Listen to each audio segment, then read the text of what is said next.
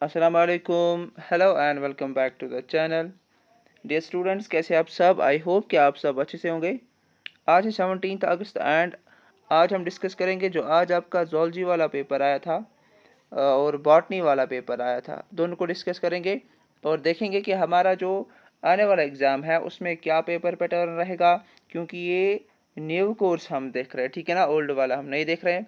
हम देखेंगे हर एक क्वेश्चन को, देखेंगे हर एक ऑब्जेक्टिव को, देखेंगे कैसे क्वेश्चन आएंगे, ठीक है। चलो स्टार्ट करते हैं हम आज का ये जो वीडियो है। सबसे पहले हम देखेंगे कि क्वेश्चंस कैसे आएंगे। हमारे पास इंस्ट्रक्शंस ऐसे हैं। फॉर एग्जांपल हमारे पास क्या होगा, हमारे पास सेक्शन ए होगा, contain 5 very short answer type questions of 1 marks। मतलब हमारे पास 5 क्वेश्चंस ऐसे होंगे जिनमें हमें एक एक मार्क्स होगा, ठीक है। मतलब हमारे पास जो सेक्शन ए होगा उसमें हमें 5 मार्क्स होंगे। ये ऑब्जेक्टिव्स का सेक्शन है। देन हमारे पास सेक्शन बी है। सेक्शन बी में हमेशा आपको याद रखना है कि यहाँ पर जो है हमारे पास दो दो मार्क्स के क्वेश्चन है, ठीक है। लेकिन क्वेश्चन कितने हैं? क्वेश्चन 5 है, ठीक है। इतना समझ आया? That means we have 10 marks in the section C. हमारे आंसर्स कितने होने चाहिए? 20 to 30 वर्ड्स के। Then we have section C and section D. Section C की बात करेंगे, we have here also 5 marks, sorry 5 questions, और हमारे पास कितने मार्क्स है? 3 marks. That means we have 15 marks in this particular section. Then we have section C. Section D हमारे पास क्या होगा? One long answer type question, और यहाँ पर आपको एक और देखने को मिलेगा, ठीक है। इतना समझ आया? मतलब दो क्वेश्चन होंगे, आपने एक करना है और इसका जो है ना मार्क्स 5 होगा। आ जाओ, सबसे पहले देखेंगे हमारे पास सेक्शन ए में ऑब्जेक्टिव्स कैसे आए हैं और क्या आए। पहला क्वेश्चन हमारे पास क्या है? एक second. Acrosome in sperm is modified. क्या ये वैक्यूल है? क्या ये गोल्गी एपरेट्स है? माइटोकॉन्ड्रिया है? एंडोप्लाज्म रेटिकुलम है? And the correct option we have the Golgi complex, ठीक है। Then we have the second, terminal birth control method in human male is. ये हमारे पास लास्ट वाला टॉपिक है इसमें बर्थ कंट्रोल एंड मेथड्स में, ठीक है।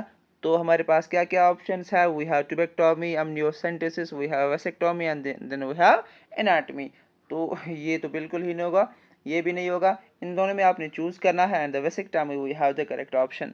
देन फिनाइल कीटोन्यूरिया, ये हमारे जेनेटिकल डिसऑर्डर्स में क्वेश्चन है, ठीक है ना। जो वहाँ पर हमारे पास मेंडेलियन डिसऑर्डर्स है, जेनेटिकल डिसऑर्डर्स है, वहाँ से ये क्वेश्चन है। तो क्वेश्चन क्या है हमारे पास? Phenyl ketonuria is an inherited, क्या है ये कौन सी डिजीज है?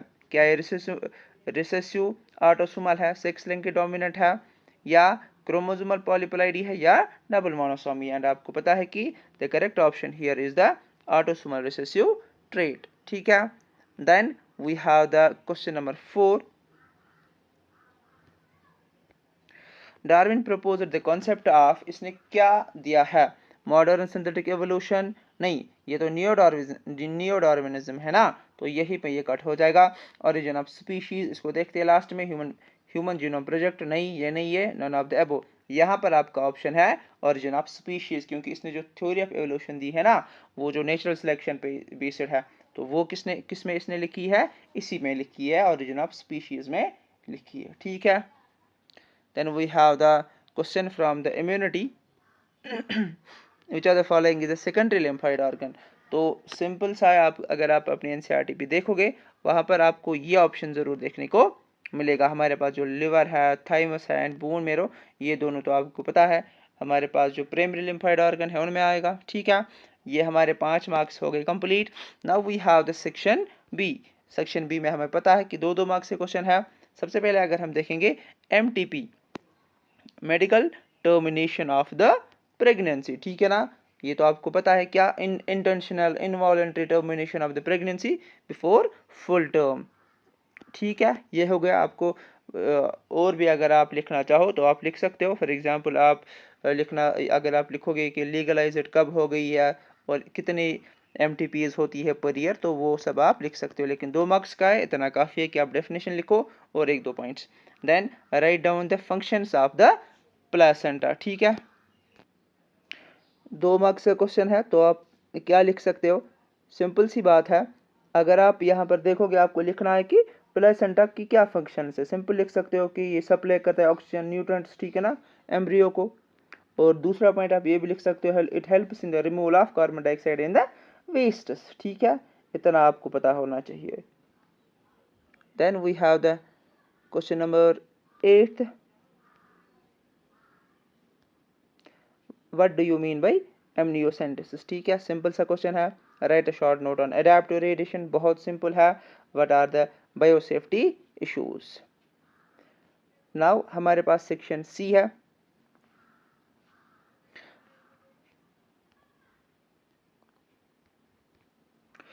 Draw label diagram of microscopic anatomy of testis. बहुत बार इसको रिपीट करवाया है मैंने, लिखवाया भी है और आपने ये चीज़ें लर्न भी करी है। ठीक है ना। Now we have the question number 12, what is Klinefelter syndrome, give any 4 symptoms of this syndrome. हमेशा आपको याद रखना है, हमारे पास जितने भी क्रोमोसोमल डिसऑर्डर्स हैं उनमें एक क्वेश्चन जरूर पूछा जाएगा। हमारे पास अगर डाउन सिंड्रोम है, एडवर्ड सिंड्रोम तो ऐसे आपके सिलेबस में नहीं है, टर्नर सिंड्रोम है, क्लाइनफिल्टर सिंड्रोम है, ये आपको याद रखना है। इसमें क्या होता है, XXY कंडीशन होती है। ठीक है, इतना आपको समझ आया। देन हमारे पास इसके जो सिम्टम्स है, this organism will be sterile male with small testes, ये आपको याद रखना है। टाल हो सकता है, ठीक है, एंड ब्रेस्ट डेवलपमेंट भी हो सकती है, एंड विद लॉन्ग लिम्स। ठीक है, then we have the question number 13। Question number 13 की अगर हम बात करेंगे, what is the causative agent of hepatitis. A such, ये हेपेटिक्स तो आपके सिलेबस में नहीं है, पता नहीं इन्होंने क्या लिखा है, लेकिन ये हेपेटाइटिस हो सकता है। ठीक है ना, hepatitis A B C D E, and हमारे पास हमें ये पता है कि इनके जो ये एक वायरल डिजीज है, तो हेपेटाइटिस ए वायरस से होती है, ऐसे ये डिजीज होती है। सिम्टम्स आपको पता होना चाहिए, we have the fever, we have the fatigue, we have the loss of appetite. ठीक है, then write a short note on adolescence, ये आपको पता है, इजी है। Then write an account on the stem cell technology. यहाँ पर मैं आपको एक चीज़ बताऊंगा, अगर हम बायोटेक्नोलॉजी की बात करेंगे वहाँ पर सच कोई टॉपिक नहीं दिया गया है स्टेम सेल टेक्नोलॉजी, लेकिन आपको ये पता होना चाहिए कि स्टेम सेल क्या होती है। स्टेम सेल का ये मतलब होता है कि ये एक अनडिफ्रेंशिएटेड सेल होती है। ठीक है, उसके पास ये एबिलिटी नहीं होती है कि वो मतलब अनडिफ्रेंशिएटेड होती है, उसे पर्टिकुलर फंक्शन नहीं दिया गया होता है, लेकिन उसके पास ये एबिलिटी होती है कि वो डिफ्रेंशिएट हो सकती है, वो सेल्फ रिन्यू करवा सकती है खुद को। ठीक है, इतना समझ आया। Then we have the section D, simple questions इनमें आए हैं। क्या जैसे मैंने आपको बोला, आपको 2 क्वेश्चंस देखने को मिलेंगे एंड इनमें और होगा। डिफाइन जीनोम, ये आपको पता होना चाहिए, कंप्लीट सेट ऑफ जीन्स यानी कि ब्लूप्रिंट। ठीक है, then why is human genome called as mega project। क्यों, क्योंकि हम कहेंगे because due to its immense scale.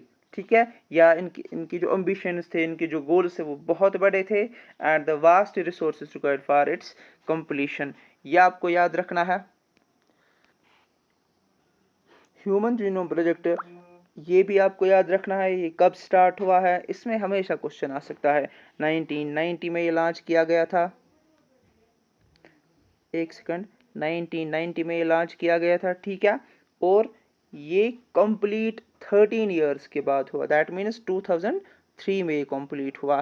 फिर इसके जो मेथोडोलॉजीज है वो थोड़ा बहुत आपने लर्न करनी है, देन फीचर्स इसके थोड़ा बहुत आपने पढ़ने हैं। ठीक है, नाउ लास्ट में we have the explain Hardy Weinberg's principle and add a short note on gene flow. Simple question है, ऐसे आपको ये याद करना है, लर्न करना है चीज़ों को ऐसे, या ऐसे आपको सीखना है कि इन ए लार्ज रैंडम पॉपुलेशन आपने ये पता होना चाहिए कि अलील और gene frequency of population is stable and remain constant over a successive generation। ठीक है ना, या over successive generations, ऐसे ही आपको याद रहेगा। ठीक है, then we have the gene flow, easy है। अगर जीन माइग्रेशन मल्टीपल टाइम्स हो जाए तो इसे हम जीन फ्लो कहते हैं। ठीक है, so this was your zoology paper. Now we will move on to the botany section as well.